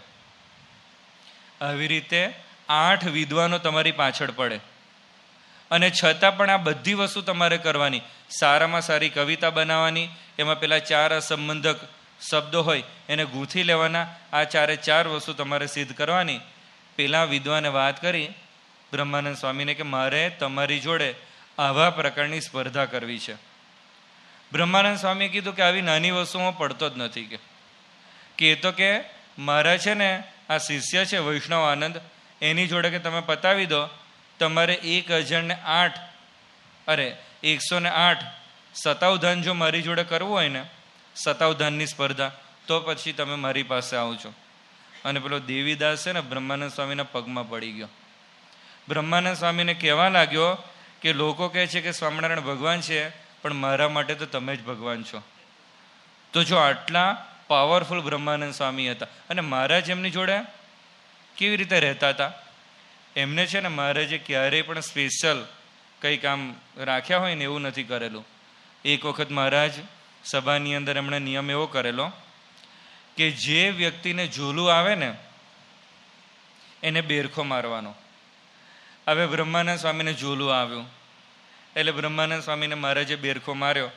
અને બ્રહ્માનંદ સ્વામી તો બેરખો લઈને મહારાજની પાસે ગયા અને કીધું કે મહારાજ અમથો કેમ બેરખો મારો છો, આમાં જે જાય એવા નહોતા. એટલે મહારાજને આવી વાત કરી. મહારાજ કે તમને ઝોલું આવ્યું તો એ બેરખો તો મારો જ ને, આપણે નિયમ કરેલો છે. તો કે મને ક્યાં ઝોલું આવ્યું હતું? તો કે ઝોલું નહોતું આવ્યું? કે ના, કે હું તો કે તમારી મૂર્તિનું કીર્તન બનાવતો હતો. હવે બરોબર જવા દીધું. હવે મહારાજ છે ને એ કે જો તમે કીર્તન બનાવતા હોય તો પછી તમે અત્યારે કીર્તન ગાવાનું ચાલુ કરો. બ્રહ્માનંદ સ્વામી કીધું કે મહારાજ હું કીર્તન તો ગઈશ, પણ મારી એક શરત એ છે કે એક પંક્તિ હું બોલું અને સામે ઓડિયન્સે એ પંક્તિ ઝીલવાની, ત્યાર પછી હું બીજી પંક્તિ બોલીશ. એટલે મહારાજને થયું કે વાંધો નહીં, ચાલો ને એવી રીતે તેવી રીતે જોઈએ તો ખરા કે એમને શું બનાવેલું છે. અને પછી બ્રહ્માનંદ સ્વામીને વાત કરી અને પછી બ્રહ્માનંદ સ્વામીએ કીર્તન ગાવાનું ચાલુ કર્યું. એ તારો ચટક રંગીલો છેડલો અલબેલા રે, તારો ચટક રંગીલો છેડલો અલબેલા રે, હે કાય નવલક સુંબી પાગ રંગના રેલા રે, તારો ચટક રંગીલો. હવે આ જે કીર્તન છે આપણા બધાને ખબર છે કે નહીં? હવે બ્રહ્માનંદ સ્વામીએ તાત્કાલિક ધોરણમાં બનાવેલું છે. બાકી આપણે કેવી હાલત છે? આ તો સારંગપુરની વાત કરીએ કે અમે લોકો જ્યારે સાધકની અંદર સારંગપુરમાં જઈએ ને, શરૂઆતમાં અમારા બધાને પણ મનમાં લાગે કે આપણે પણ કંઈક કવિતાની રચના કરીએ. અને પછી બધા નહીં પણ ઘણા બધા આવી રીતે જુદી જુદી કવિતાની રચના કરવાનો પ્રયત્ન કરે. અને પછી અમારા ગુરુજી છે નારાયણ મુનિ સ્વામી, એમની પાસે અમે કીર્તન લઈને જઈએ કે સ્વામી આ કીર્તન મેં લખ્યું છે, જરા જોઈ આપો ને. અને પછી જોવે અને કે હજુ તમારે મહેનત કરવી પડશે, કે હજુ પ્રયત્ન કરો. અને કોઈ સુધારા પણ ના આપે. એ લેવલનું કીર્તન હોય કે એમાં કંઈ રિપેરિંગ જ થાય એવું ના હોય. ને અમુક વખત ગાડી પેલા ગેરેજવાળા પાસે જઈએ ને, હવે કે તમે આ કાઢી નાખો, નવી ગાડી લઈ લો, એવું કીર્તન હોય. અને પછી 2-4 વખત ટ્રાય કરીએ અને પછી કંઈક ઇનપુટ આપે કે આ છે ને જોડકણા જેવું છે, કે બધું કે આમ છે ને બધું પેલું નહીં લાકડે માકડું ચોંટાડી દીધું હોય ને એવા બધા વિચારો બધા ગોઠવી દીધા છે. પછી પાછા 2-4 વખત પ્રયત્ન કરીને જઈએ અને પછી સ્વામી કે આમાં બરાબર છે, પણ હવે તમે મધુરદન સ્વામીને મળો. પછી મધુરદન સ્વામીને મળીએ. એવા છે કે મીટરનો તો કંઈ ઠેકાણું નથી, એમાં પાછું મીટર સેટ થવું જોઈએ, એવું બધું હોય છે કે એનું તો કંઈ સેટિંગ દેખાતું નથી. એટલે કે મહેનત કરો. અને એ બધી મહેનત કરવાની અંદર 90% લોકો છે ને છોડી દે કે ભાઈ આપણું છે ને કામ નથી, આપણી ભક્તિ અત્યાર સુધીમાં જે મહેનત કરી આ 2-5-6 મહિના એમાં પૂરી થઈ ગઈ, આપણું ફિલ્ડ નથી. અને જે પેલા 10% લોકો આગળ વધે ને એ લોકોના પણ પાછા સીડીમાં તો કીર્તનો આવે એવા હોય જ નહીં. એમાંથી 2-4 જણા એવા હોય કે જેમના સીડીમાં કીર્તનો આવે. બ્રહ્માનંદ સ્વામીએ તાત્કાલિક ધોરણે જે કીર્તન બનાવ્યું, આજની તારીખે આપણે સભાની અંદર ગઈએ છે, બોલો કેટલો એમનો આ છે ને આના ઉપર એમની માસ્ટરી કહેવાય. એમણે જે બધી રચનાઓ કરેલી છે, રેણકી છંદ. આ રેણકી છંદ છે, હમણાં થોડા સમય પહેલાં જે એક વિડીયો જોયો હતો, જો જર્મનીની અંદર એક યુનિવર્સિટીની અંદર એક જણાએ ગાયો હતો. આપણને પણ લગભગ ખબર હશે રેણકી છંદ. જો હું અહીં આગળથી બોલું છું, પેલું છે ને સર સર પર સધર અમરતર અનુસર કર કર વરધર મેલ કરે, હરિહર સુર અવર અક્ષર અતિ મનહર બર બર અતિ હુરહર કભરે, નિરખત નર પ્રવર પ્રવર ગુણ નિરજર નિકર મુકટ સિર સવર નમે, ગણરવ પટ ફરર ફરર પદ ગુગર રંગ બર સુંદર શ્યામ રમે. હવે આ જે છે ને રેણકી છંદ કહેવાય છે. હવે આ છંદ, પહેલા તો આ છંદ કેટલું ફેમસ છે ને એની વાત કરીએ તો દુલાભાઈએ કાગે આ છંદ માટે એવું સ્ટેટમેન્ટ આપેલું કે આ છંદ બનીએ 150 વર્ષ થઈ ગયા છે. એટલે એમને એમના વખતમાં વાત કરી હશે કે 150 વર્ષ થયા, પણ આ રેણકી છંદ જે બ્રહ્માનંદ સ્વામીએ બનાવેલું છે એની સામેના છાબડામાં બીજું કોઈ રેણકી છંદ મૂકે એવો કોઈ દેવી પુત્ર અત્યાર સુધીમાં પાક્યો નથી. હવે આ છે ને પેલા રોડ ઉપર રખડતા કોઈ માણસ નથી વાત કરતા. દુલાભાઈ કાગ વાત કરે છે. એ જાતે પણ બહુ મોટા ચારણ હતા, બહુ મોટું નામ હતું, એમને પણ પદ્મશ્રીનો એવોર્ડ મળેલો હતો. અને આ રેણકી છંદ જ્યારે રવિન્દ્રનાથ ટાગોરે સાંભળ્યો હતો, એ સાંભળીને એકદમ જ એ બોલી ઉઠ્યા હતા, વાહ બ્રહ્માનંદ વાહ, કે અત્યાર સુધી મારા જીવનની અંદર આવી રચના મેં સાંભળેલી નથી. હવે આ ટાગોર તો કેટલા મોટા હતા, નોબેલ પ્રાઇઝ એમને મળ્યું હતું. અને આ છંદની ચમત્કૃતિ શું છે? તો આ જે છે ને, જે મેં થોડો ગાવાનો પ્રયત્ન કર્યો, ગાવાયું તો નહોતું, પણ એની અંદર શ્રી કૃષ્ણ ભગવાન એ યમુનાજીના કિનારે જે ગોપીઓની સાથે રાસ ક્રીડા કરતા હતા, અને એ વખતમાં બધા દેવતાઓ એમના દર્શન કરવા માટે આવે છે, એનું આખું વર્ણન આવી જાય છે. હવે આપણને થાય કે આમાં ક્યાં વર્ણન આવે છે? આમાં તો ર ર ર ર ર બધું આવતું હતું નહીં, બધું એવું દેખાતું હતું ને કે સર સર પર સદર અમર અનુસાર એવું બધું આવ્યા કરતું હતું. પણ ખાલી એક જ પંક્તિ તમને સમજાવું, તમને ખ્યાલ આવશે કેટલી ચમત્કૃતિ આની અંદર મૂકેલી છે. તો જેમાં એક પંક્તિ એવી હતી કે હરિહર સુર અવર અચર. હરિ એટલે કોણ? તો કે વિષ્ણુ ભગવાન. કે હર એટલે કે મહાદેવજી, સુર એટલે દેવતા, દેવતાને સુર પણ કહે છે, અસુર એટલે દાનવો અને સુર એટલે દેવતા. પછી કે અવર, અવર એટલે બીજા બધા, એટલે આગળ પેલા વિષ્ણુ ભગવાન મહેશ આવી ગયા, એટલે અવરમાં બ્રહ્માજીને લઈ લે, એટલે બ્રહ્મા વિષ્ણુ મહેશ. અક્ષર અતિ મનહર, અક્ષર એટલે અપ્સરા, એટલે કે અક્ષર અતિ મનહર એટલે કે મનને હરે એવી અપ્સરાઓ, ભર ભર અતિ ઉર હરખ ધરે, એટલે કે ઉરની અંદર અત્યંત હરખને ભરે છે. બોલો, મિનિંગફુલ છે ને? હવે આવું આખું છંદ છે. આ તો મેં ખાલી 4 જ પંક્તિ આગળથી ગાઈ, પણ આખું વર્ણન છે. પણ એની અંદર એવી ચમત્કૃતિ છે કે આજની તારીખે પણ આ રેણકી છંદ છે એને અજોડ ગણવામાં આવે છે, કે અત્યારે પણ એવા પ્રકારની રચના એ કોઈના દ્વારા થતી નથી. એમને એક વખત અધરોષ્ટ પ્રબંધ દોહો બનાવ્યો હતો. થયું તો કેવું કે જૂનાગઢના જે નવાબ હતા એમની પાસે એક ભાટ કવિ આવ્યો હતો, એટલે બહારથી કોઈક કવિ આવ્યો હતો, અને એને એવી ચેલેન્જ ફેંકી કે તમારા જે રાજકવિ છે ને એ મારી જોડે સ્પર્ધા કરે, અને એ જો મને સ્પર્ધાની અંદર હરાવે તો પછી હું અહીંથી વિદાય થઈ જઈશ, પણ જો સ્પર્ધાની અંદર જીતી જાઉં તો તમારે મને ભેટ સોગાદો આપવાની. એટલે પેલા નવાબે તો એ વખતમાં જેમના રાજકવિ હતા જીવા ગઢવી, એમને કીધું કે આવી રીતે છે અને તમારે કરવાનું થશે. જીવા ગઢવી એમને પેલાની પ્રોફાઇલ ચેક કરી હશે કે આ તો બહુ મોટો માણસ છે, એટલે પછી નક્કી કર્યું કે આમાં તો એની સામે જીતાય ને એવું છે નહીં, કે આપણે આત્મહત્યા કરી લેવી છે. હવે આત્મહત્યા કરતા પહેલા એને નક્કી કર્યું કે આપણે બ્રહ્માનંદ સ્વામીને મળી આવ્યા, કારણ કે બ્રહ્માનંદ સ્વામી એ વખતમાં જૂનાગઢમાં પેલા મંદિરના કામકાજ માટે રોકાયા હશે અને બ્રહ્માનંદ સ્વામીને ગુરુ પણ સમજતા હશે. એટલે બ્રહ્માનંદ સ્વામી પાસે ગયા અને વાત કરી કે મારે આત્મહત્યા કરવી છે. બ્રહ્માનંદ સ્વામીએ કીધું કે આત્મહત્યા કરવાની ક્યાં જરૂર છે? તો કે પણ આવું છે કે ચિંતા ના કરો, હું તમને કે એક દોહો લખી આપું છું, એ તમારે ગાવાનો, અને કે તમારે ગાવાનો ને એમાં પેલો હારી જશે. કે એવું કેવી રીતે બને? કે એ દોહો છે ને તમારે 2 હોઠની વચ્ચે સોય ઊભી રાખીને ગાવાનો છે. પેલો કે હા તમે મને કેવો દોહો ગવડાવવાના છો? કે ચિંતા ના કર, કે તને કશું નહીં થાય, કે પણ દોહો તો કે દોહો હું લખી આપીશ, ચિંતા ના કરીશ.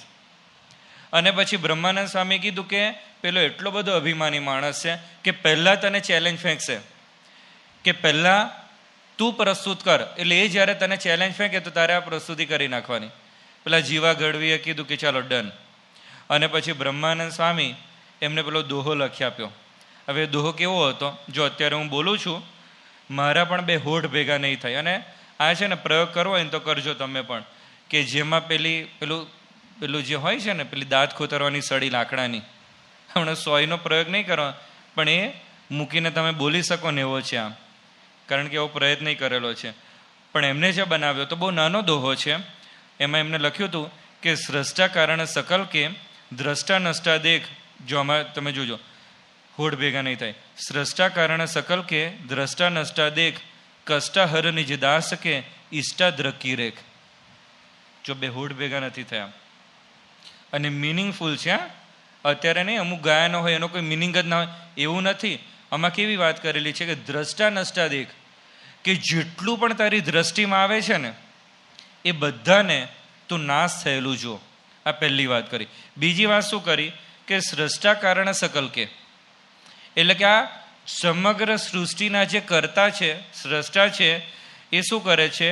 તો કે કષ્ટાહર નિજ દાસ કે પોતાના, નિજ એટલે પોતાના દાસના કષ્ટાહર, કે કષ્ટ હરે છે. કેવી રીતે? તો કે ઈષ્ટાદ્રકી રેખ, કે છે ને એમની ખાલી ભ્રકુટી તંગ કરે છે ને એમાં પોતાના દાસ એમના બધા જ કષ્ટોનો નાશ કરી નાખે છે. આવી વાત આ દોહાની અંદર કરી જીવા ગઢવીએ ત્યાં આગળ જઈને પ્રસ્તુતિ કરી અને જીતી ગયા. તો જો બ્રહ્માનંદ સ્વામી આટલું મોટું વ્યક્તિત્વ હતા. એક વખત ગઢપુરની અંદર 4 મિત્રોએ ભેગા થઈને નક્કી કર્યું કે આપણે બ્રહ્માનંદ સ્વામીની જોડે શાસ્ત્રાર્થ કરવો છે. અને એ લોકોએ 6 મહિના સુધી તૈયારી કરી. આપણા સત્સંગીઓ જ હતા, અમુક તો તમે નામ પણ સાંભળેલા હશે, નાગમાલ કરીને હતા. અને એમણે નક્કી કર્યું 6 મહિના સુધી જુદા જુદા હથિયારોની યાદી તૈયાર કરી, નામાવલી. 6 મહિના સુધી. પછી જોધો ભરવાડ હતો, એને જુદી જુદી જાતના જનાવર એની નામાવલી તૈયાર કરી. 6 મહિના પકડી રાખવાના, 6 મહિના સુધી. ઉકા ખાચરે જુદા જુદા ધાન્યોની નામાવલી તૈયાર કરી. એટલે આ બધું બાજરો અને જુવાર ને બધું આવે. અને નાગજણ રાવલ હતા, એને વાજિંત્રોની નામાવલી તૈયાર કરી. આ બધું હાર્મોનિયમ ને તબલા ને બધું આવે છે ને, એટલે બધી યાદી તૈયાર કરી. અને પછી મહારાજને વાત કરી કે અમારે બ્રહ્માનંદ સ્વામીની જોડે ચર્ચા કરવી છે. એટલે કીધું કે સારું, વાંધો નહીં. હવે આ લોકોએ તો 6 મહિનાની તૈયારી કરેલી. અને પેલા લોકોએ પૂછ્યું, પહેલા એ પૂછ્યું કે ભાઈ જુદી જુદી જાતના કેટલા હથિયારો છે, નામાવલી આપો. બ્રહ્માનંદ સ્વામીએ તરત જ કીધું કે ધાર, અણીને ધૂબકો, કે આમાં બધા તમારા હથિયારો આવી ગયા. તો કે એટલે? તો કે જેટલા પણ હથિયારો છે ને એ કાં તો ધારવાળા છે, કાં અણીવાળા છે, કાં તો ધૂબકાવાળા છે. ધારવાળા એટલે તલવાર, એ ધારવાળી હોય. પછી કે અણીવાળા એટલે ભાલા, ભાલા નહીં સામે મારે. અને કે ધૂબકા એટલે ગદા. કે જેટલા પણ હથિયારો છે એ બધા જ આ 3ની અંદર આવી ગયા. પેલા એ કીધું કે સાચી વાત છે, કે આ મારી આખી નામાવલી બધી ફેલ કરી નાખી. કે પછી બીજાએ પૂછ્યું કે જનાવર? તો કે નોર, ખરી ને ડાબલો. નોર એટલે નખવાળા, બધા વાઘ સિંહ ને બધા નખવાળા હોય. ખરી એટલે ગાય વગેરે, ને ડાબલો એટલે ઘોડા ને બધા. પેલા એ કીધું કે બરાબર છે, આની બહારનું તો કશું જ નથી. પછી તો કે ધાન્ય, તો કે સિંગ, સરડીને પોપટો. અને કે વાજિંત્ર, કે ઘા, વા ને ઘસરકો. કે જેટલા પણ હોય તો ઘા થતો હોય, વા એટલે વાંસળીને બધામાં નહીં, અને ઘસરકો પેલા જે સરોદને બધા હોય છે ને એમાં ઘસરકા થતા હોય. કે આની અંદર બધું આવી ગયું. પેલા બધાએ કાનની બૂટ પકડી કે તમે ખરેખર પંડિત છો. હવે આટલા મોટા બ્રહ્માનંદ સ્વામી હતા, પણ મૂળભૂત આપણે મહિમા કોનો સમજીએ છીએ? મહારાજનો સમજીએ છીએ. કે મહારાજના નિયમનમાં રહેતા હતા. આ એમની વિશેષતા હતી. કે એક વખત મહારાજ જ્યારે ગઢપુરમાં હતા અને મહારાજ જુદા જુદા પ્રકરણો ફેરવે, એમાં એક પ્રકરણ એમને એવું ફેરવ્યું કે કોઈએ મારા દર્શન કરવા માટે નહીં આવવાનું. હવે આ કેવું પ્રકરણ? અને કોઈએ દર્શન કરવા નહીં આવવાનું. હવે બ્રહ્માનંદ સ્વામી પહોંચી ગયા ગઢપુર. હવે પાછા આજ્ઞાપાલક તો હતા, એટલે પછી દાદા ખાચરની જ વાડી સુધી પહોંચ્યા. અને પેલો જે હતો ખેડૂત, બધું કંઈક કરતો હતો, પેલું કોસ આંકતો હતો અને પાણી સીંચતો હતો. બ્રહ્માનંદ સ્વામી કીધું કે મહારાજને જઈને કહો કે બ્રહ્માનંદ સ્વામી આવ્યા છે અને તમારા દર્શન કરવા છે. એટલે ખેડૂત મહારાજની પાસે જાય છે અને મહારાજને કહે છે કે સાહેબ, મહારાજ બ્રહ્માનંદ સ્વામી આવ્યા છે, વાડીએ છે, અને તમે કહેતા હોય તો તમારા દર્શન કરવા માટે આવે. મહારાજે કીધું કે એમને કોને બોલાવ્યા હતા? કે એમના કપડાં ખેંચી અને એમને ધક્કા મારી મારીને કાઢી મૂકો. હવે આ તો પેનલ્ટી આપ્યા નહીં, અમુક વખત નેગેટિવ માર્કિંગ હોય છે. તમે અટેમ્પ ના કરો ને તો વાંધો નહીં, પણ તમે અટેમ્પ કરો ને તો માઇનસ થાય, -1 થાય. સાચો જવાબ આપો તો 2 માર્ક મળે, અને જો ખોટો જવાબ આપો ને તો -1 થાય, એવું હોય છે. એટલે આ તો પેનલ્ટી મળી. એટલે પેલો ખેડૂત આવ્યો અને ખેડૂતે કીધેલું બ્રહ્માનંદ સ્વામીને કે હું જઉં છું, પણ તમારે કોર્સ ચાલુ રાખવાનો. અને બ્રહ્માનંદ સ્વામી તો ખબર નહીં શું કર્યું, આખી વાડીમાં પાણી પાઈ દીધું. હા, પેલો અડધો પોણો કલાક ગયો હશે, આપણે સમજીએ કે કલાક સમજો ને, એમાં આખી વાડીને પાણી પાઈ દીધું. એટલે પેલા એ તો આવીને જો કે આ તો કેટલા જબરજસ્ત સાધુ છે. અને પછી બ્રહ્માનંદ સ્વામી કીધું કે મહારાજે શું કીધું? કે કહેવાય એવું નથી. કે અરે કહે તો ખરો. કે અરે પણ કહેવાય એવું નથી. પછી કે જો એ ભગવાન છે, તું કે શું કીધેલું છે? તો કે એમને તો મને કીધું કે તમારા કપડાં ખેંચીને તમને ધક્કા મારીને કાઢી મૂકવાના. તો બ્રહ્માનંદ સ્વામી કે રાહ શેની જોવે છે? કર. કે કેવી રીતે કરે? અરે ભગવાન છે, એમની આજ્ઞા પાડી લે. અને પછી ધક્કા મૂકી કરીને બહાર કાઢ્યા. અને પછી બ્રહ્માનંદ સ્વામીએ કીર્તન લખ્યું. જો કેવું કીર્તન લખ્યું! અને એમને પેલા ખેડૂતને કીર્તન આપ્યું અને કીધું કે તમે છે ને મહારાજને જઈને આ કીર્તન સંભળાવો. અને એમને લખ્યું, સુણો ચતુર સુજાણ, સુણો ચતુર સુજાણ, એમ ન ઘટે તમને હો દીનાનાથજી, મારા પ્રાણના આધાર, મારા પ્રાણના આધાર. જેમ રાખો તેમ રહીએ વચનની સાથજી. હવે આ છે ને આખું કીર્તન એ બ્રહ્માનંદ સ્વામી લખ્યું અને મોકલું કે તમે હવે એમની પાસે જાઓ. અને જ્યારે પેલાએ મહારાજને જઈને આ કીર્તન એ સંભળાવ્યું અને મહારાજે તરત જ કીધું કે તમે બ્રહ્માનંદ સ્વામીને બોલાવી લાવો. અને પછી બ્રહ્માનંદ સ્વામી એમની પાસે ગયા હતા.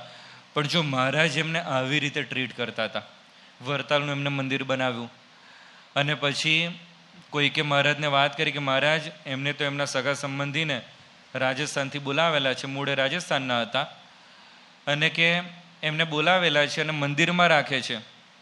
એટલે જ્યારે પ્રતિષ્ઠા થઈ અને પછી શ્રીજી મહારાજે બ્રહ્માનંદ સ્વામીને કીધું કે તમારી કલમ છે ને ઘણા સમયથી સુકાઈ ગઈ છે, એટલે મંદિરના વહીવટમાં પડ્યા હોય એટલે પછી કીર્તનોને બધું લખતા નહીં હોય, એટલે કે તમે છે ને મારી સાથે ચાલો.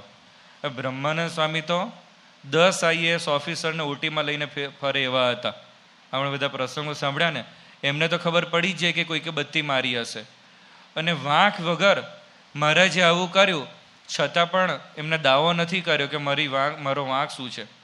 નીકળી ગયા અને ખાલી નીકળ્યા ને એટલું નહીં, પણ એમણે પછી જાતે અંતરદૃષ્ટિ કરી અને પછી મહારાજ પાસે એમને ગાવ્યું કે અધમ ઉદાહરણ અવિનાશી તારા, બિરુદની બલિહારી રે, ગ્રહી બાહે છોડો નહીં ગિરધર, અવિચળ ટેક અમારી રે. અને નહીં એમાં એ ગાય છે ને કે જેવો તેવો તો એ પુત્ર તમારો, અણસમજુ અહંકારી રે. હવે આટલું મોટું વ્યક્તિત્વ હોય અને છતાં પણ મહારાજના દાસ થઈને રહેવું ને, આ બહુ જ મોટી મહારાજની વિશેષતા કહેવાય. કંઈક એમને મહારાજમાં જોયું હતું કે જેથી કરીને આવી રીતે એમની ટ્રીટમેન્ટ થતી હતી છતાં પણ એ મહારાજને છોડીને જતા નહોતા. નિત્યાનંદ સ્વામી, નિત્યાનંદ સ્વામી કેવા હતા? તો એક વખત મહારાજે નિત્યાનંદ સ્વામીને પૂછ્યું કે તમારી વિશેષતા કઈ છે? નિત્યાનંદ સ્વામીએ કીધું, ખાલી એક જ વિશેષતા કીધી, પણ એમાં આપણને મહિમા સમજી જશે. એમણે વાત કરી કે આખા ભારતમાં એવો એક પણ વિદ્વાન નથી કે જે મને શાસ્ત્ર ચર્ચામાં હરાવી શકે. આ જેવી તેવી વિશેષતા કહેવાય. હવે કેટલા બધા મોટા મોટા ખાં હોય, પણ એમણે વાત કરી અને આ ખાલી છે ને બોલ બચ્ચન નહોતા આપણા પરમહંસો, અમુક ખાલી મોટી મોટી વાતો કરે. એક વખત અમદાવાદ દેશની અંદર બહારના કેટલાક વેદાંતિઓએ આપણા સ્વામિનારાયણના સંતોને ચેલેન્જ ફેંકેલી. અયોધ્યા પ્રસાદજી મહારાજને વાત કરી હશે કે અમારે તમારી જોડે શાસ્ત્ર ચર્ચા કરવી છે. હા તો પાડી દીધી, પણ પછી ખબર પડી કે આ તો અઘરી વસ્તુ છે. અને પેલા બધા સંતોએ વાત કરી કે અમારે નિત્યાનંદ સ્વામીને બોલાવવા પડશે. પેલા લોકોના મનમાં એવું હતું કે નિત્યાનંદ સ્વામી વરતાલ દેશમાં છે એટલે શાસ્ત્ર ચર્ચા કરવા માટે આવશે નહીં, કારણ કે એ વખતમાં તો દેશ વિભાગના લેખ થઈ ગયા હતા. અને અયોધ્યા પ્રસાદજી મહારાજે રઘુવીરજી મહારાજને કીધું અને રઘુવીરજી મહારાજે નિત્યાનંદ સ્વામીને કીધું કે તમારે જવાનું છે. પેલા લોકોને તો ધારણા પણ નહોતી. અને નિત્યાનંદ સ્વામી છે 6 ગાડામાં પુસ્તકો ભર્યા અને 7મા ગાડામાં પોતે બેઠા. હવે 6 ગાડામાં પુસ્તકો એટલે 6 કબાટો તો હોય ને. હવે એટલા પુસ્તકો આપણા ઘરમાં હોતા નથી, બોલો. એટલાના તો પૂઠાઈ આપણે નથી જોતા હોતા આખા જીવનમાં.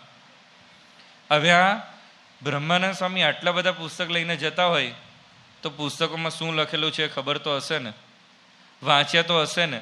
અરે નિત્યાનંદ સ્વામી તો એ લઈને ત્યાં ગયા અને ત્યાં પહોંચ્યા અને પેલા જે બધા વિદ્વાનો હતા સામે પક્ષના, પ્રતિપક્ષવાળા, એ લોકોએ જેવા નિત્યાનંદ સ્વામીને જોયા એ લોકોના મોતિયા મરી ગયા કે સસ્તા મારને કા સામાન ઇકટ્ઠા કિયા થા ઓર સામને શેર આકે ખડા હો ગયા. કે સસલું મારવા માટેની તૈયારી કરેલી. હવે સસલું મારવા માટે શું કરાય? પેલા NSG કમાન્ડોને એમાં ઉતારાય કે ચાલો અમારે તો NSG કમાન્ડોને બોલાવવા પડશે કે ઘરમાં સસલું બેસી ગયું છે. અરે તો લાકડી બહુ થઈ ગઈ, પણ સિંહને લાકડીથી મરાય? નિષ્કુળાનંદ સ્વામી 23 જેટલા ગ્રંથો એમને લખેલા છે, જુદા જુદા. 64 પદી છે ને જે સંત અસંતના લક્ષણો લખેલા છે એમને લખેલી છે. ભક્ત ચિંતામણી મહારાજના વખતમાં જ એમના લીલા ચરિત્રોના જે 2-4 ગ્રંથો ચાલુ થયા હતા એમાંનો એક આ નિષ્કુળાનંદ સ્વામીએ લખેલો છે. હવે નિષ્કુળાનંદ સ્વામી એમને પણ ભક્ત ચિંતામણીમાં શું લખ્યું છે? મહારાજની સ્તુતિ કરતા એમને લખ્યું છે, તમારા પ્રતાપ થકી પાંગડો પર્વત ચડે, તમારા પ્રતાપ થકી અંધને આંખો જડે તમારા પ્રતાપ થકી, મૂકો મુખે વેદ ભણે તમારા પ્રતાપ થકી, રંક તે રાજા બણે. કે આ જેટલી પણ કંઈ કૃત્યો હું કરી શકું છું ને એ તમારા પ્રતાપ થકી શક્ય બને છે. તો એ પણ મહારાજના દાસ હતા. એ કપિલેશ્વરાનંદ સ્વામી હતા. હવે એક વખત છે ને એક વિરોધીએ એમની છાતી ઉપર બરછી મૂકી કે ધાક ધમકી આપતા હશે. એ વખતમાં તો ઘણું બધું થતું હતું. આ કપિલેશ્વરાનંદ સ્વામીએ શું કીધું? એમણે કીધું કે હું છે ને 40 મણની કોઠી એકલો ફેરવી નાખું ને એટલી મારામાં તાકાત છે. 40 મણની કોઠી એટલે 800 કિલોની કોઠી થાય.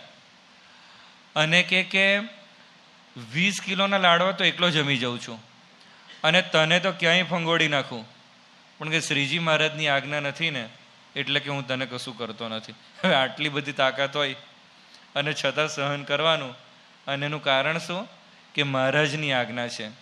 વ્યાપકાનંદ સ્વામી હતા તો બોટાદમાં પેલા હમીર ખાચરની ઘોડીને જીવતી કરેલી નહીં, પેલો મચ્છરનો જીવ એમને પેલું જીવ ટ્રાન્સપ્લાન્ટ કર્યો હતો નહીં. અત્યારે હાર્ટ ટ્રાન્સપ્લાન્ટ થાય છે, લીવર ટ્રાન્સપ્લાન્ટ થાય છે, કિડની ટ્રાન્સપ્લાન્ટ થાય છે. જીવ ટ્રાન્સપ્લાન્ટ હજુ નથી થતો. 200 વર્ષ પહેલાં હમણાં પરમહંસો કરતા હતા. અને મહારાજે શું કર્યું? સભામાં બોલાવીને હાર પહેરાવ્યો કે વાહ વ્યાપકાનંદ વ્યા, એવું કર્યું. અરે આડે હાથે લીધા. એ જેવા મહારાજ પાસે આવ્યા ને, મહારાજ કે જો અમારા ભગવાન આવ્યા છે. કે મહારાજ હું ક્યાં ભગવાન છું કે તમે ચમત્કાર બતાવો છો ને કે ઘોડીને જીવતી કરી. અને પછી મહારાજે વાત કરી કે આવું બધું આવા ધંધા કરવાના નહીં, કે આ તો અમારી કૃપાથી પેલી જીવતી થઈ ગઈ, પણ કે ભવિષ્યમાં કોઈક રાજાનો કુંવર મરી જાય અને તમને જીવતા કરવાના કહે અને એ જીવતો નહીં થાય તો કે આપણે ચમત્કારમાં પડવાનું નહીં. તો જો આપણને એક જ વસ્તુ જોવા મળે છે કે મહારાજના દાસ થઈને રહે છે. મુક્તાનંદ સ્વામી, મુક્તાનંદ સ્વામી કેટલા પાવરફુલ હતા. મહારાજ કરતાં 22 વર્ષ મોટા હતા. અને એમને એવી પ્રતિજ્ઞા લીધેલી કે જો બ્રહ્મચર્યનું પાલન ના થાય ને મારે આપઘાત કરવો છે. અને ઝાડ પર ચડ્યા હતા પણ ખરા આપઘાત કરવા માટે. હવે અત્યારે પણ લોકો આપઘાત કરવા માટે તૈયાર થઈ છે. શેના માટે? Exact opposite. આ છોકરી જો ના મળે ને મારે આપઘાત કરી નાખવો. સંતો પાસે આવા ઘણા કેસીસ આવતા હોય છે. સીધો કિકત ત્યાંથી મારે કે મારે આપઘાત કરી નાખવો છે. એટલે થયું શું? મારે આપઘાત કરા. તું કહેતો કરો પણ આપઘાત પછી કરજે, પણ કારણ તો કે. અને પછી પેલું આખું વર્ણન કરે કે મારે આની જોડે લગ્ન કરવા છે ને બધું થતું હોય છે. આટલી બધી તીવ્ર મુમુક્ષુતા હતી. અને રામાનંદ સ્વામીના શિષ્ય હતા, પહેલી પંક્તિના શિષ્ય હતા. અને પાછા બાહોશ હતા. અમુક કેવા હોય, અમુકને છે ને પોતાની મર્યાદા ખબર હોય કે બરાબર છે કે હું સિનિયર છું પણ કે મારામાં એટલું બધું લેવાનું નથી કે મને વડો બનાવી દે. હવે આ તો મહારાજને કેટલા બધા અગત્યના સૂચનો આપેલા છે. એટલે પોતે પાવરફુલ હતા પણ છતાં પણ મહારાજના દાસ થઈને રહ્યા છે. અદ્ભુતાનંદ સ્વામી, અદ્ભુતાનંદ સ્વામી એક વખત ખાનદેશ બાજુ ગયા હતા. અને એ વખતમાં મહારાજે એક પ્રકરણ એવું ફેરવેલું કે જેમાં છે ને તમે એકલા ફરી શકો. જે અત્યારે નહીં સંતો જોડમાં ફરતા હોય છે ને એવું અમુક પીરિયડ માટે એમને પ્રકરણ ફેરવ્યું હતું. હવે અદ્ભુતાનંદ સ્વામી એક વખત ફરતા ફરતા કુંજબારી ગામમાં ગયા અને નગરની બહાર એમને ઉતારો કરેલો. અને રાજાને ખબર પડી કે આવી રીતે કોઈક એક મહાત્માજી આવ્યા છે, એટલે આમંત્રણ મોકલ્યું કે તમે અંદર અમારા મહેલમાં આવો. એટલે અદ્ભુતાનંદ સ્વામી વાત કરી કે અમારે સ્ત્રી સાધુ મર્યાદા હોય છે, એટલે કે અમારાથી ત્યાં નહીં અવાય, ત્યાં તો સ્ત્રીઓનો પ્રસંગ હોય. એટલે પેલા રાજાએ પછી ધર્મશાળામાં એમની વ્યવસ્થા કરી. પછી બીજા દિવસે રાજાએ એમને 500 રૂપિયાની ભેટ અને બીજું કંઈક બધું એમને ભેટમાં આપ્યું. પૂજન અર્ચનને બધું કર્યું. અદ્ભુતાનંદ સ્વામી કીધું કે મારે આ ભેટ ના સ્વીકારાય, અમે તો શ્રીજી મહારાજના સત્સંગી છીએ અને અમે પૈસાનો સ્પર્શ કરતા નથી. હવે પણ આ બધી વસ્તુ થઈ. એમાં પેલા જે રાજા હતા ને એના જે ગુરુજી હતા, કોઈ પેલા રાજગુર કેવા કોક હશે, એમને કીધું કે આપણે જે રાજકુમારી માટે મૂર્તિઓ શોધીએ છીએ ને આવો મૂર્તિઓ નહીં મળે. તો કે કેમ? તો કે આ કે કેટલા કે આ કડી કાળમાં સ્ત્રીધનનો ત્યાગ રાખે કે આની જોડે લગ્ન કરાવી દો. એટલે પેલી રાજકુમારીને બતાવ્યા હશે કે આની જોડે તમારે આ સાધુ છે પણ પછી તો એ મહેલમાં આવી જશે, બાકી તો સાધુ જોડે કોને લગ્ન કરવું હોય, નહીં ઠનઠન ગોપાલ હોય, પણ કે આ તો પછી રાજા બનશે. પેલે કીધું કે વાંધો નહીં. હવે પછી રાજાએ છે ને એક જ્યોતિષીને કીધું કે મુહૂર્ત કાઢી આપો. પેલા 10 દિવસ પછીનું મુહૂર્ત આપ્યું. અદ્ભુતાનંદ સ્વામી ત્યાં જ રહેતા હતા. હવે પેલી રાજકુમારીના 2 ભાઈઓ એટલે રાજકુમારો એ છે ને અદ્ભુતાનંદ સ્વામીની પાસે જાય અને બીજા ત્રીજા દિવસે જઈ અને પેલા અદ્ભુતાનંદ સ્વામી આગળ ધડાકો કર્યો, જે નહોતો કરવાનો. પ્લાનિંગમાં એવું હતું કે આ વાત કહેવાની જ નહીં. પેલા 2 જઈને કીધું કે તમારા મેરેજ છે ને મારી સિસ્ટર જોડે થવાના છે. અને અદ્ભુતાનંદ સ્વામીની ચોટલી ઊંચી થઈ ગઈ કે આ ક્યાંથી યાર લગ્ન, મારે તો કંઈ ખબર નથી, હું તો ખાલી મહેમાનની જેમ રહું છું અને લગ્નનું ક્યાંથી આવ્યું. એક વખતે ક્યાંથી છટક્યા હતા, મહારાજે 18 હરિભક્તો પર પત્ર લખ્યો હતો ને, અને એમાં એમના મામાનું પણ નામ લખ્યું હતું કે તમે જ્યાં હોય ત્યાંથી અમારી પાસે પરમહંસ દીક્ષા લેવા માટે આવી જજો. અને અદ્ભુતાનંદ સ્વામી છે એ તો ત્યાં આગળ લગ્ન, એમનું તો મીંડળસો હતા અને લગ્નની તૈયારીમાં હતા. એ પોતે એમનું લગ્ન થવાનું હતું. અને એમના મામા કલ્યાણદાસે કીધું કે મારે જવાનું છે ભાણિયા, કે તું તારી રીતે લગ્ન પતાવી દે. તો કેમ? તો કે જો મહારાજનો પત્ર આવે છે મને વાંચવા દો. અને એમાં વગેરે વગેરે લખ્યું હતું. અને આ અદ્ભુતાનંદ સ્વામી કીધું કે મારે પણ તમારી જોડે આવવું છે. કે ક્યાંથી તારે અવાશે, તારું ક્યાં નામ છે? તો કે આ વગેરે વગેરે છે ને. વગેરે એટલે એનો મિનિંગ એવો થાય કે 18 પ્લસ બીજા 2-4 જણા તો હોય ને વગેરેમાં. બાકી વગેરે લખવાનો મિનિંગ શું છે? તો જ કે આ વાક્ય સાર્થક થવું કહેવાય. એટલે પછી અદ્ભુતાનંદ સ્વામી કે માંડ માંડ ત્યાં પેલું મીંઢળસો તો નીકળ્યો હતો અને આ ક્યાં ફસાઈ ગયો. અને પછી તો પાછા રાજાએ શું કર્યું, તો 2 સૈનિકોને મૂક્યા હતા એમની ચોકીમાં કે આ ભાગી ના જાય. એ પછી એમને સ્ટ્રાઇક થઈ કે આ 2 એમને મારી આજુબાજુમાં નથી ફરતા. અને પેલા સૈનિકો જ્યારે રાત્રે ઊંઘી ગયા અને રાત્રે 3 વાગે અદ્ભુતાનંદ સ્વામી છે ઉઠીને ભાગ્યા. અને ભાગ્યા એક નદીની કોતરમાં જઈને હંતાઈ ગયા. અને પછી તો બીજા દિવસે બધી દોડાદોડી થઈ હશે, બધા ઘોડેસવારોને બધાને મોકલ્યા અને અદ્ભુતાનંદ સ્વામી ત્યાંથી નીકળ્યા અને મેથી ગામમાં ગયા. જો હવે કેવું થાય છે. મેથી ગામમાં ગયા અને ત્યાં આગળ એક મહાત્માજી અતિત એમનું નામ હતું. એમને અદ્ભુતાનંદ સ્વામીને જોયા અને કે આ તો બહુ સારા મહાત્મા લાગે છે. અને પાછી એમની 2 દીકરીઓ માટે કોઈક મૂર્તિઓ હોદતા હતા. એટલે પછી કે આ તો કે અમને આપણે દીકરીઓને એમની જોડે ફિટ કરી દઈએ. એટલે દીકરીઓને બતાવ્યા કે આ કેવું તમને અનુકૂળ આવે? તો કે બરાબર છે, દેખાવડા હશે. અને પછી એમને પેલો પત્ર મોકલ્યો અને કહેવડાવ્યું કે 60,000 રૂપિયાની જે મારી બચત છે એ તમને અર્પણ કરીએ છીએ. આ જગ્યાની મહંતાઈ તમને આપીએ છીએ અને આ 2 દીકરીઓ છે એ તમને આપીએ છીએ, તમે અહીંયા આગળ જ રોકાઈ જાઓ. અદ્ભુતાનંદ સ્વામી કે માંડ છટકીને અહીં આગળ પાછું થયું.